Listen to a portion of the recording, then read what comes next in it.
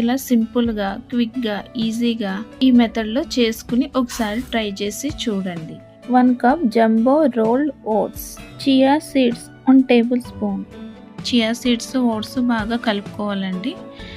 ఇవి చల్లటి పాలు, కాచి చల్లగా అయిన పాలు, అంత ఇంత అని కాదండి, ఓట్స్ మునిగేంత వరకు మనం పాలు వేసుకోవాలి.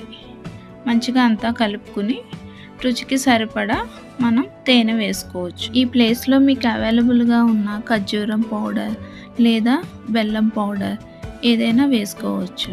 ఇది నేను నైట్ ప్రిపేర్ చేసుకుంటున్నానండి. రేపు మార్నింగ్ బ్రేక్ఫాస్ట్కి ఇది క్లోజ్ చేసేసి ఫ్రిడ్జ్లో పెట్టేసుకుందాం.